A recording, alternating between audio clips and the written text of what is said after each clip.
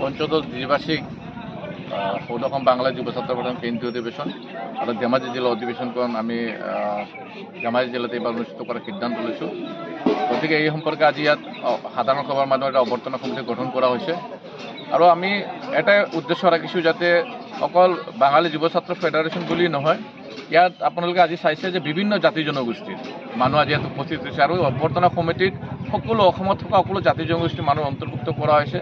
যাতে হিন্দু বাঙালীখিনি অসম বসবাস কৰা যিখিনি হিন্দু বাঙালী আছে ভাৰতীয় নাগৰিক তেওঁলোকৰ সমস্যা লৈ যাতে অকল বাঙালী নহয়, আমি বিচাৰোঁ যাতে অসমত থকা সকলো জাতি জনগোষ্ঠীয়ে হিন্দু বাঙালী ৰাইজখিনি লৈ যাতে কথা কয়, হিন্দু বাঙালীৰ সমস্যাখিনি লাগে যাতে কথা কয়, এই উদ্দেশ্য ৰাখি যিটো সমন্বয়ৰ বাৰ্তা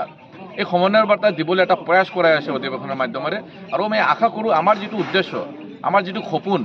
যাতে অসমত থকা সকলো জাতি জনগোষ্ঠীয়ে এজনে আনজনৰ পৰিপূৰক হিচাপে কাম কৰিব পাৰে, এই উদ্দেশ্যটো আগত ৰাখি আমি এটা ইতিহাস গঢ়িব গৈ আছোঁ এই ধেমাজি জিলাত। অহা দিনত যাতে এই ধেমাজি জিলাৰ পৰা আমি এটা মেছেজ দিব পাৰোঁ গোটেই অসমত যে হয় অকল হিন্দু বাঙালীৰ সমস্যাবোৰ লৈ অকল হিন্দু বাঙালী সজাগ নহয়, অসমত থকা সকলো জাতি জনগোষ্ঠী আজি হিন্দু বাঙালী মানুহৰ ওচৰত আহি থিয় দিছে। আৰু চৰকাৰ তথা বিভাগীয় কৰ্তৃপক্ষক আমি আহ্বান জনাম যাতে অকল বাঙালী বুলি নহয় আমাৰ এই মঞ্চৰ পৰা আমি অসমত থকা সকলো জাতি জনগোষ্ঠীৰ সমস্যা লৈ আমি আলোচনা কৰিম, এই উদ্দেশ্য ৰাখি আজি ইয়াত এটা অভ্যৰ্থনা সমিতি গঠন কৰা হৈছে। অভ্যৰ্থনা সমিতিখন কিমানজনীয়া আৰু আপোনালোকৰ অধিৱেশনখন কেইদিনীয়া কাৰ্যসূচীৰে আয়োজন দায়িত্ব দিছে? অভ্যৰ্থনা সমিতিৰ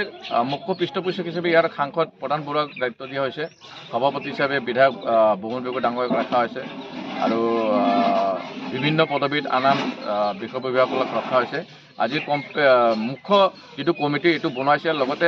প্ৰায় 21 আমাৰ সাব কমিটি আছে, এই কমিটিখিনিও অহা দিনত অতি সত্তৰী কমিটিখিনি বনোৱা হ'ব আৰু আমি অধিৱেশনখিনি আমি দুদিনীয়াকৈ অধিৱেশন কৰিম আৰু হয়তো মাৰ্চৰ লাষ্টত বা এপ্ৰিলৰ ফাৰ্ষ্টত সভাটো কৰা হ'ব।